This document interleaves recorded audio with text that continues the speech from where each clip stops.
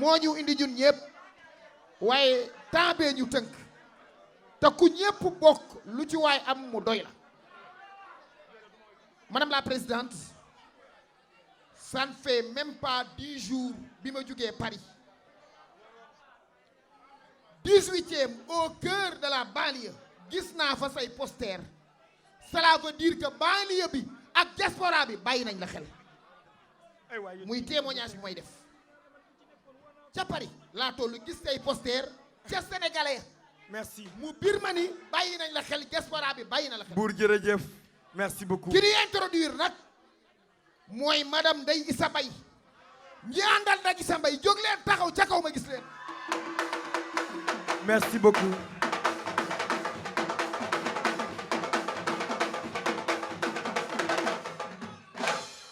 mbir boo ko bokkee gëm ko doo xaar sa leader bi bis bi biñ ko tëggee daa fay orchestre ngir teeru la fay ay percussionniste ngir teeru la invité ñun les communicateurs de Thiès ngir ñu teeru la man nag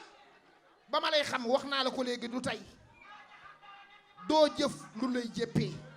doo jëf lu la réew mi di jéppee doo jëf lu lay nawee dee parce que dereetu buur ak garmee ne sa yow. merci nee naa la bi sa maam di den tañ teñ ca Lambaay. merci c'est le premier teñ de Lambaay. buur jërëjëf ma ko dugom sa maam. merci ta doon beaucoup gomay mbaayam merci. ta doon gom teñ fa bilaar Ndeysa te jafe janay yaafun bi Ndeysa ñëwal lat fen de paaraar amari goone sabel mi sa saare ka jorog bawal li war na so faar doon ba joro fay saas ba merci beaucoup te ceen dee la jaay jaafuñ bi Ndeysa waaye ñëwal kan nga àndal madame Ndeye Issa Mbaye ki merci. ànd ak ki bokkam ci moo ki buur bokkam jërëjëf. doon buur géwél sagal askanam jàppale askanam jiwu jigéen ji bu jigéen ji ànd ak moom jàmbar jaa ngi nii gorsaa gi man lu baax war lu baax dina teral dina jàppale jàmbaar bu ànd ak yow tey jërëjëf buur jërëjëf. waaye merci tey buur. tey présidente boo gisee merci buur. li tax gisoo sa sœur muy madame Guèye Elisabeth dafa fekk mu am dëj waaye ndey sa lu mu xewle Elisabeth dana ca war a teew joxal loolu Ndeye tax Issa. gisuloo ko man nag adhéré gu ma waaye liir naa sa programme gëm naa ko te danoon waxtaan. asalaamaaleykum waa Thiès maa ngi leen di nuyu di leen gërëm di leen wax ki leen seet si tey mooy kan Anta Babacar dafa ñëw Thiès seet si waa Thiès déedéet dafa ñëw Thiès fi mu bokk parce que Anta Babacar bu ñu ne ku nekk na ñibbi buy ñibbi day aw Thiès dem Lambaay kon Anta Babacar waa Thiès la ma wax leen kuy Anta Babacar mooy ki judd na yaayam tumaro wil tel moom dafa juddu nangu ne Sénégal mooy jom mooy fit mooy ngor loolu mooy suñu ay valeur mu xam ni moom mooy jeunesse su Sénégal jeunesse su Sénégal mooy moom mu ni leen kaay leen ñu lëkkaloo ànd jël suñu destin en main liggéey Sénégal ko koy Anta Babacar xam ngeen kuy Anta Babacar mooy ki nga xam ne suñu valeur wane na ni ñaari loxo mooy takk tubéy mais ñaari loxo mooy takk sër Anta Babacar li mu gëm mooy les grandes puissances mondiales mën nañ ci cité Allemagne seen présidente jigéen la pourquoi pas moom mi màgg bëgg Sénégal am jom am fit Sala Lyon kooku mooy Anta Babacar kuy Anta Babacar ki ni dafa yërëm waa Sénégal kuy Anta Babacar ki ni nañ leen bokk liggéey kuy Anta Babacar ki juddu xam ni démb wees na lu bees la ñuy indi mooy la relève bokk ndey ak baay liggéey Sénégal ci fulla loolu nag bu fekkee daf ko gëm dox ko wane ko yéen war ngeen koo gëme dox ko wane ko gaa wane ngeen ko parce que Sénégal ñëpp a bëgg Anta Babacar macha allah jigéen ñëpp a takku jeune yëpp a takku ngeen ni da ngeen koo sopp ci dara bëgg ko ci dara bëgg koo jàppale ci dara waaye defal ngeen ko gorde yal nañu ànd dem pale kooku mooy Anta Babacar wax bi mënul gudd mouvement yëpp gërëm naa leen militant yëpp gërëm naa leen mais di sàkkal ndimbal ki tax li tax mooy mouvement ànd jàppoo liggéey Sénégal. C'est un mouvement national fu ma leen woo ngeen wuyu ma maa ngi gërëm ñëpp ci gàttal wasalaam. Camarades militantes ARC Anta Babacar Ngom jërë ngeen jëf waa Thiès yaakaar naa ni su ma yëkkatee sama kàddu léegi li ko firndeel am na lu ko firndeel léegi muy la présence de monsieur Mamadou Diop di baayu Anta di nijaayu Anta di xaritu Anta jàppale ko it fii ci dëkk bi su teewee fii doomam toog soxna Diop di une femme industrielle une femme battante mook Anta kon dama yaakaar naa ne ñaar ñi nga xamee dañoo nawle ñoo mën a ànd mais Anta xamal ni sa sœur a ngi sa wet une dame de fer une femme battante koo xam ne daf lay jàppale guddi ak bëccëg ak baayam muy soxna Diop mu ngi nii sa wet et ma bëggoon a wax rek au nom de la zone nord qui dit zone nord di Thiès nord xëy na tey daje bii du un mouvement daje boo xamee daje ambiance la wala daje boo xam ne dañuy tàccoo ko kii lan moo ñu tax a jóg mooy la politique politiqueal kan muy Anta pour aux élections Anta Babacar Ngom présidente en 2024 mbir mi et Anta dama leen di xamal ni dañoo jëm ci élection de animation rek dafa am lu ñu war gis nga tàcc yi neex na caravane yi neex na mais li indil Anta ndam ëllëg mooy un électorat du caageen ni tey dañoo jóge ci phase parrainage tey lan la ñu war a nekk tey remobiliser les militants jéem a convaincre ñi nga xamee ni tey ñi nga woon feneen tey Anta doy leen vision Anta doy leen tey ñu mën a ñëw ànd ak Anta au soir du 24 février 25 24 ñu mën koo jox la présidente. camarade loolee du caageen ay tàccu kese dafa am liggéey boo xam ne Anta ñëwoon na fi duggoon na Thiès ñëwaat Thiès kon sas nañu waa Thiès ñun de waa Thiès Nord yaakaar naa ne fi ñu nee Thiès noonu dañuy de passage on remercie notre père monsieur Babacar Ngom ndax jàppale na tey zone nord tey soo taxawee zone nord li taxaw premier pont ba kenn ngay dem raay ba ça fait 400 buntu kër bu ci ne Babacar Ngom teg na fa bac à ordure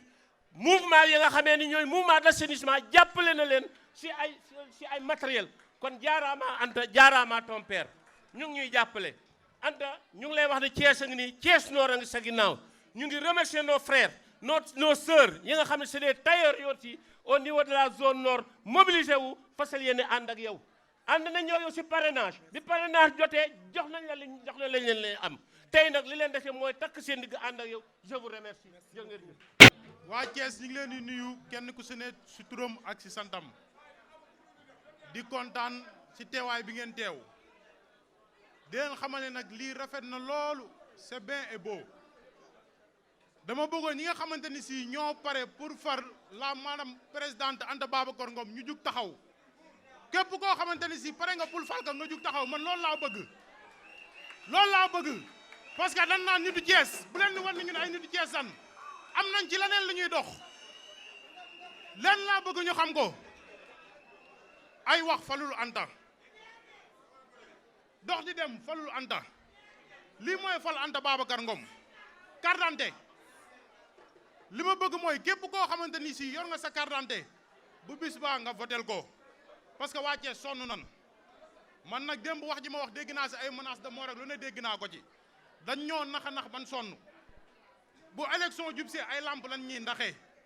Thiès ñi nga xamante ni si ñoo fi nekk ñuy ay jeunes sonn nan liggéeyuñu amuñu xëy amuñu gontu dañuy xëy di toog si taatu garab yi ba guddi jot ñu dem toog seen kër Thiès lenn leen fi amoon di ko suturloo muy semaine de fer dig nañu pendant 12 ans nit ñuy dig semaine de fer te semaine de fer boo gisee jamono ji 2 mois moo des ci élection yi te dara defaru fii man nag kenn laa ci am yaakaar muy la madame présidente muy Anta Babacar Ngom moom rek lañ jàpp ni moom moo war a mën a suqali Thiès di contentement nag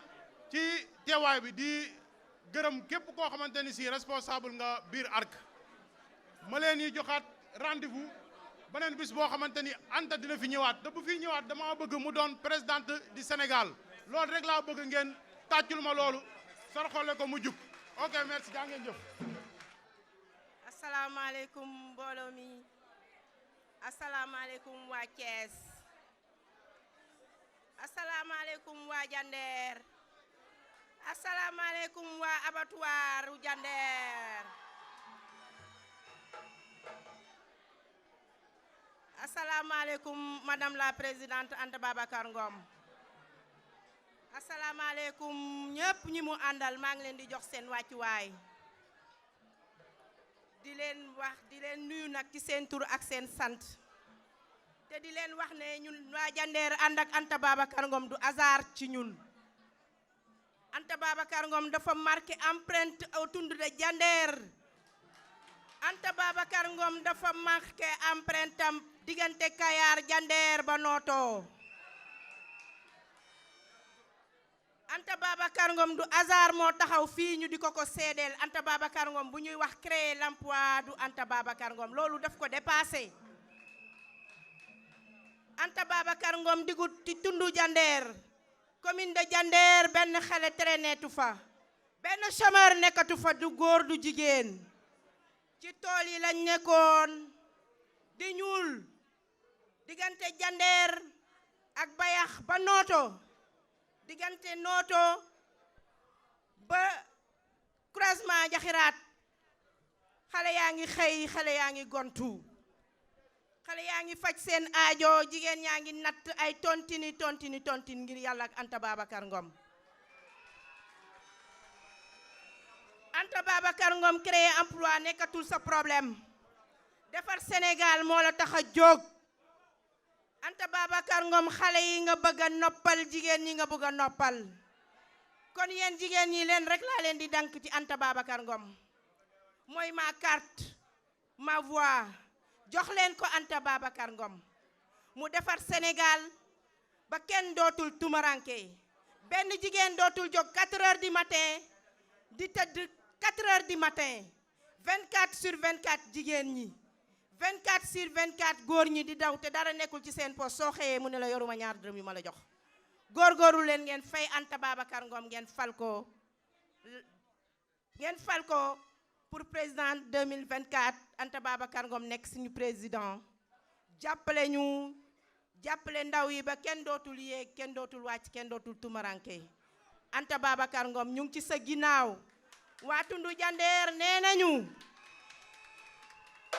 Anta Babacar Ngom 2025 bu soobee yàlla ak yoonu nit ñoo lay gunge yóbbu la palais teg la ci chaise bi ñibbi Jandeer bu soobee yàlla inshallah rabbi waa Thiès maa ngi leen di gërëm di leen sant bu baax a baax Arouna Ndiaye man mënumaa compter ndax su ma limee damay juum secteur u Thiès yëpp région de Thiès ñoo ànd bokk ndey ak baay pour fan Anta Babacar Ngom 2025 inshallah rabbi merci. asalaamualeykum waa Thiès maa ngi nuyu ñëpp di nuyu région de Thiès yëpp di nuyu département de Thiès yëpp di nuyu képp kuy responsable nekk Thiès maa ngi lay nuyu di nuyu Thiès maa ngi leen di ziar awoon na yéen ñëpp jibi yéen ñëpp mënuma lim ñëpp mais responsable yi nga xam ne ñoo fi toog ñu ngi leen di jaajëfal di ñëw nag ci madame la présidente Anta Babacar Ngom madame la future présidente de la République du Sénégal pour une fois pour la première fois dans l'histoire du Sénégal jigéen ñi ñoo takku tey ne dañoo sonn dañuy indi changement ñu ne lan la relève est arrivée madame la présidente Anta Babacar Ngom nous te disons merci madame la présidente une femme battante une grande dame ki jàng nag ba jàng jotee waaye ki jóg bi jóg jotee waaye ki liggéey bi liggéey jotee dama ne dama bëgg ngeen dégloo ma xel te bañ maa dégloo xol ndax damay ñëw tey ci jàmbaar muy madame la présidente Anta Babacar Ngom tey bu réew mi doxoon madame la présidente ku mel ne moom du dugg ci arène bi ndax ku ne xam na ne politique dafa metti lu ne dinga ko dégg waaye dafa jël lépp wekkoo ko ngir développement Sénégal li mu liggéey ci emploi des jeunes kenn mënu ko wax te weddi nag gis bokku ci l'autonomisation des femmes rek ko ñor madame la présidente dugg nga fi nga war a dugg dama ne duñu gën a gore xam nga lan lañuy fas yéene mooy pare suñu ay carte d'identité suñu ay carte électeur primo votant yi yéen lay waxal dama bëgg ngeen taxaw jigéen ñi dama bëgg ngeen taxaw ndax ñun ñoo aye kenn dootuñu sàkkal njiit ci Sénégal vive les femmes vive madame la présidente Anta Babacar Ngom dama ne ñoo bañ kenn dootuñu sàkkal njiit ñun jigéenu Sénégal ñoo taxaw dañuy defar réew mi nag ci mu neex ak mu naqari ndax mettit yépp ci ñun lay daanu si waat ñoo yor kër yi ñoo yor njaboot gi suñu doom yi di jël ay gaal di dem ñuy seetaan kenn waxu ci muy li metti madame la présidente li waral engagement am ci biir politique dama ne jigéen ñi ñun ñoo doon fale tey ñoo taxaw pour fal suñu bopp te c'est possible ah dañuy fal suñu bopp ñun le soir du 25 février incha allahu rabbi dañ naan vive madame la présidente Anta Babacar Ngom vive waa Thiès vive le Sénégal. ñu ngi leen di nuyu yéen ñëpp di ko wax comme ni ñu ko doon waxee suñu sœur bii toog di Anta Babacar Ngom li ñu koy ñaanal mooy yàlla bu ko ca topp Anta yàlla bu la ca topp te ragal naa ni buñ la ko ñaanalee mu dal ndax ñoo la war a ñaanal damay wax nag ni mbir ku mu jaralul dara doo am ca daraja dara sama maama ko doon wax Serigne Mansour ku mu jaralul dara doo am ca daraja dara ku mu jaral dara nag da nga ca am dara Anta jaral gi nga ñu jaral moo tax ñuy tudd suñu doom tuddee ko sa mag maam Kumba Jaari sa maam préfet wooñu ñu bàyyi li ñuy def dem jëli préfecture autorisation mu jaral ñu ko bi ma préfet di woo sama tudd laa bàyyi leer na leen ñoom ñëpp daw wuti préfecture ngir autorisation Anta boo ñëwul woon Thiès dañuy am gàcca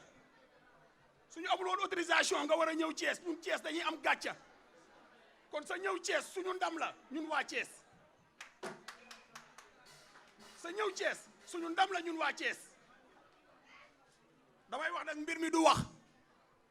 du xuloo du coow du nii laa tollu Anta xam nga mbir mi lan la liggéey ñun liggéey la ñu xam liggéey la ñu xam te liggéey ca fin ba la bu ñu demee élection 24 février fa la wax ji ne incha allahu rabbi ñun nag ni ñuy liggéeyee duñ ko booleeg coow dañuy jëf joxoon nañ la parrainage dañ lay joxaat 500 parrainage réserve bu dubloo amee nga dugalaat asalaamaaleykum wa rahmatullah. asalaamaaleykum mbokki Thiès maa ngi nuyu ku ci nekk si turam ak santam di beral nuyoo la présidente Anta Babacar mi porte combat ñun ndaw ñi mais porte combat yu toute la jeunesse toutes les femmes sénégalaises dëkk bi metti na ñëpp teg ne seen bët mais li fi nekk lañ bëgg mu changer muy état de continuité on veut la rupture la ñu woote te li fi nekk mënul deñ tant que jógewu fi donc ñun jeunesse bi nañu porter suñu combat nañu porter suñu choix sur la présidente Anta Babacar ñu jàppale ko au soir des élections présidentielles ñu fal ko président de la république incha allah ab dëkk boo bëggee mu dox na nga koy dénk liggéeykat moo tax ñun ndaw ñi ñuy gis suñu bopp sur la présidente Anta Babacar parce que les jeunes femmes entrepreneuses la jàmbaar la te liggéeykat la donc buñ ko dénkee Sénégal incha allah dina ko defar mais aussi ñun ñu ànd liggéey suñu Sénégal parce que état mu ngi seetaan suñu ay doom wala suñu ay mag di jël gaal gi di génn réew mi état mu ngi toog di seetaan suñuy yaay di liggéey du gis seen bopp ci lu ñuy def donc loolu dara mënu koo dindi lu dul ñu changer ki fi nekk fal liggéeykat fal jàmbaar fal éleveur fal agriculteur surtout ki nga xam ne xam na nan lay indee emploi donc ñun jeunesse bi neen porter suñu choix sur la présidente Anta Babacar ñu jàppale ko au soir du 25 incha allah mu nekk à la tête des élections présidentielles salaamaaleykum. Merci beaucoup. Asalaamaaleykum waa Thiès. Asalaamaaleykum mbokki Kajoor.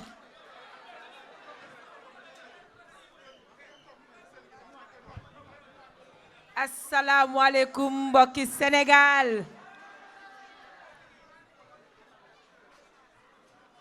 Asalaamaaleykum suñuy responsable politique ARC yi nekk Thiès. Asalaamaaleykum yéen suñuy militants ak i sympathisants de Thiès. maa ngi leen di nuyu yéen ñëpp. maa ngi leen di sant bu baax a baax a baax. maa ngi leen di gërëm. yaay booy. message bi dafa am solo. su ma sañoon dañ koy déglu bu baax a baax a baax a baax. jërëjëf. Mes chers compatriotes, chers habitants du Cayor, perles rayonnantes du Cayor, terre de résistance et de bravoure, c'est avec une immense joie et un profond respect que je me tiens devant vous ce soir ici à Thiès. Thiès, ville belle, Thiès, ville rebelle et pleine de vie, carrefour d'histoire et de lutte, symbole de la force collective et de la détermination sénégalaise. En me tenant ici, au cœur de Thiès, je ressens l'écho des paroles immortelles de notre regretté Mbaye Gana Kébé, le grand Thiessois, qui a si magnifiquement capturé l'esprit de cette ville. Alors je me demande si Thiès m'était compté. Thiès, la ville vivante et la ville vibrante, aux deux gares chargées de souvenirs. Thiès, où la célèbre fosse des syndicalistes des cheminots symbolise un combat collectif en faveur de la dignité et du bien-être de l'homme, condamné sur la route ambiguë de la destinée. Aujourd'hui, moi, Anta Babacar, je suis ici, non pas en simple visite, mais pour une balade rigoureuse sur l'itinéraire d'une ville. Une ville qui est un véritable carrefour. Une ville qui a tant donné, non seulement au Sénégal, mais aussi à l'Afrique tout entière. Mbokki Thiès. Thiès yàgg na am nit yu baax. Kajoor yàgg na am ay jàmbaar, ay nitu jom, ay nitu ngor ak nitu kóllëre. moo tax ma ne waa Thiès dañu war a fier pour nekk ay nitu Thiès ci Lat Dior Ngoné Latyr Diop ba ci Ibrahima Sarr en 1947 avec la grève des cheminots. nitu Thiès dafa yàgg a nekk bañkat donc am naa fierté taxaw tey ci seen kanam ndaxte ñun dañoo bokk ci ñi bañ. ku ne Thiès ne benn dëkk ñaari gaar. Thiès benn dëkk ñaari gaar. Thiès dafa am place bu rëy ci suñu stratégie de développement pour le Sénégal. Thiès à la croisée des chemins mooy xolu Sénégal. moo tax mu waroon a am taxawaay bu am solo ci wàllub économie, ci wàllub mbay, ci wàllub napp, ci wàllub càmm ji, ci wàllub tourisme, ci wàllub mine, ci wàllub industrie. Malheureusement régime yi fi jaar yépp dañu xeex Thiès ak jeunesse su Thiès naxaate lañ fi nekkee ak dige loo xamante ne duñ ko def loolu nag xarit yi ci élection présidentielle février 2024 bii lay dakkee incha allahu rabbi man Thiès waa Noto waa Jandeer waa Njar waa Thiès Nord waa Mbour bépp doomu Thiès bi toog fii man gis naa ne yéen waa Thiès pare ngeen pour la rupture man gis naa ne yéen waa Thiès pare ngeen pour la relève gis naa ne yéen waa Thiès pare ngeen pour le changement jërëjëf fi may tàmbalee nag mooy delloo Thiès ci li mu waroon a doon mooy dundalaat les chemins de fer muy autorail yorin gu bon ak ñàkk a def investissement yi war moo tax régime bi fi nekk na saxal suñu chemin de fer bañ ko jëlee dénk ko ay mercenaires noonu lañ leen mën a woowee ñoo xam ne seen intérêt rek moo leen tax a jug foofu la raay ba téenee foofu la raay ba jugee yàqu nañ ko wax te dee waxuma rénover terre waxuma rénover raay dañ ne ñun dañuy renouveler waat tous les rails dañuy tabaxaat yokki kilomètre ba mu war a jaar fi mu war a jaar yépp ba sénégalais yépp war see mën a gis seen bopp en plus de Dakar Thiès Tamba Kidira muy benn beneen bi doon Dakar Thiès Saint-Louis bëgg naa yokk ci sama programme raay bu jaar Dakar Thiès Tamba ba Ziguinchor ak Dakar Thiès Podor Matam def jonction diggante Linguère ak Diourbel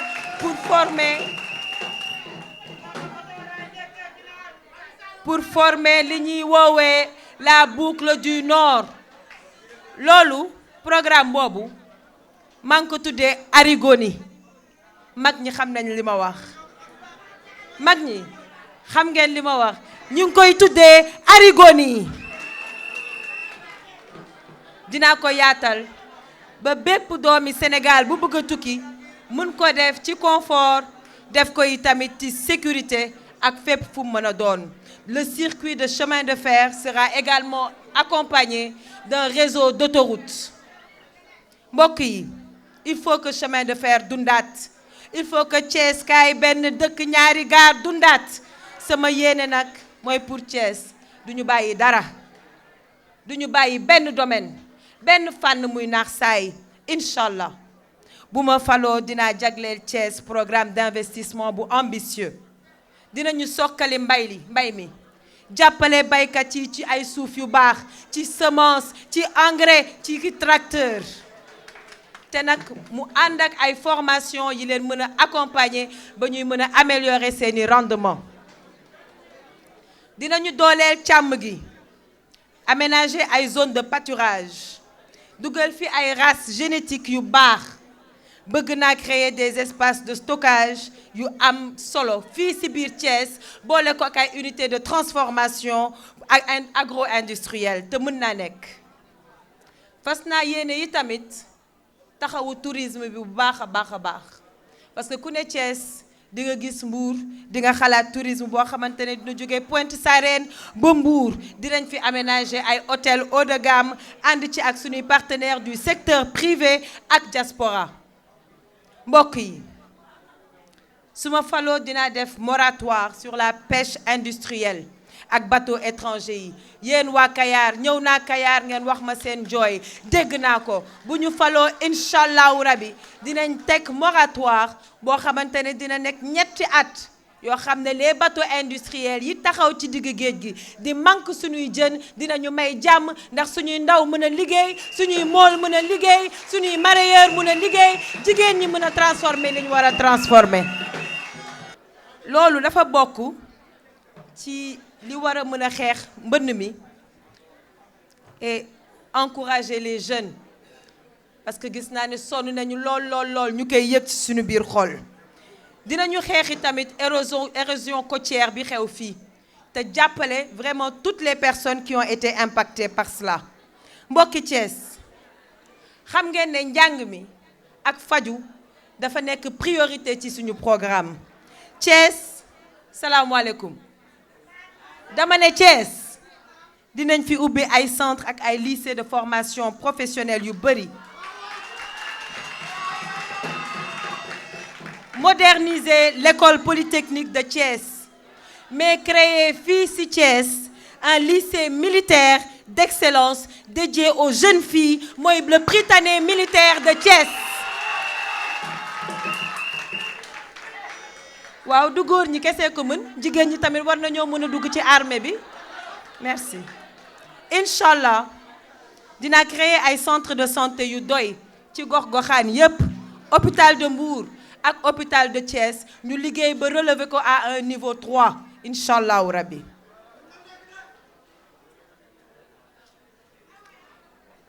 Inch'Allahu rabbi su ma faloo dina bàyyi xel bu baax a baax ci impact environnementaux ci wàllu exploitation minière bi. gars yi jooy nañ ko ñun tamit dégg nañ ko dinañu xoolaat contrat yi ba sénégalais yi mu nekk mën see gis seen bopp te mu wóor ñu ne contrat yi am nañu avantage ak njëriñ pour ñun sénégalais yi ndaxte ñun patriotisme économique la ñu wax ñun préférence nationale la ñu wax sama bopp ma la gënal du bañ naa la. mbokk yi population wu Thiès ville mi ngi yokku te ñëpp xam nañ ko pour anticiper ci boobu boom démographique bëgg naa créer benn ville bu bees à Khombole d'ici 2029 inch'Allahu rabbi.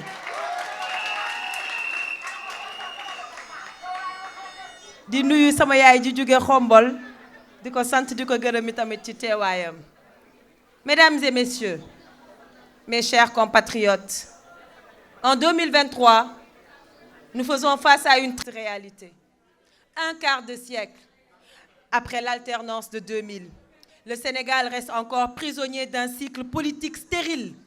Les espoirs d'un véritable changement se sont dissous dans des slogans vides, tandis que les politiciens de carrière continuent de perpétuer leurs vieilles manières, comme dans du mburoog nu mu ko waxeeti woon sax mburoog sow.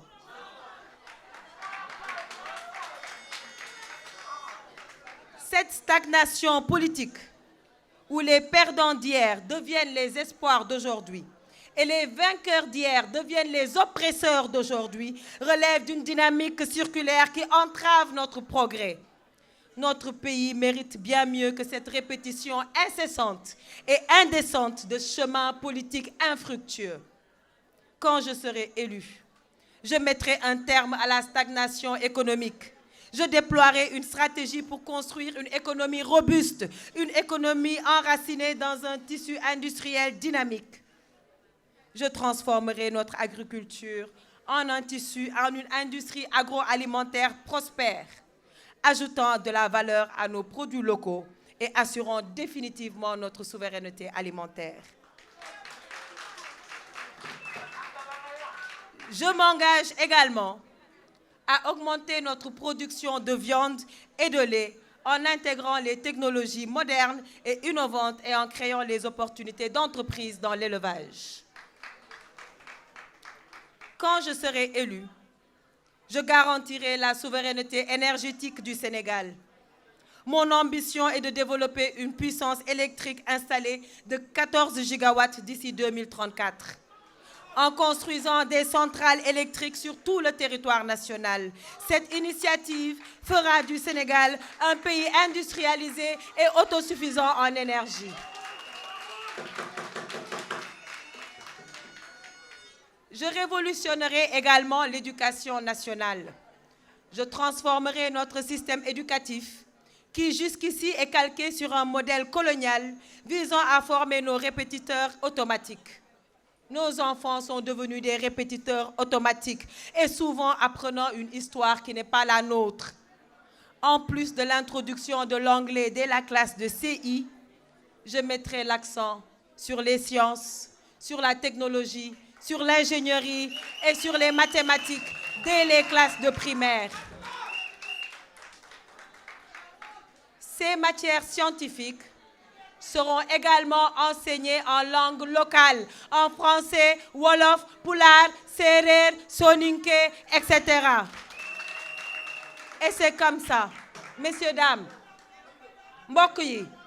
c'est comme ça qu'on crée de vrais génies de la science et de la recherche. J'assurerai également une orientation professionnelle dès le secondaire, en organisant des visites régulières en entreprise pour faciliter l'illustration des applications pratiques de ces enseignements. Les élèves de cycle secondaire doivent intégrer le monde de l'entreprise dès les classes de secondaire. Et ça, c'est un système que nous mettrons en place. Quand je serai élue, Inch'Allah Rabbi, je transformerai notre administration publique en une e-administration performante et transparente. Je m'engage à numériser, à automatiser et à évaluer notre administration pour accroître son efficacité et éradiquer définitivement la corruption avec une tolérance zéro pour la corruption. C'est fini l'ère des fonctionnaires milliardaires qui s'enrichissent sur le dos des Sénégalais. Nous encouragerons les fonctionnaires qui travaillent dignement et qui travaillent honnêtement pour gagner leur vie. Quand je serai élue, je ne me contenterai pas seulement de créer des emplois. Je générerai des entrepreneurs, je boosterai les start-upers et créerai des champions nationaux. Je veillerai à créer un environnement propice à la création d'entreprises, libérant ainsi tout le potentiel entrepreneurial de notre génération.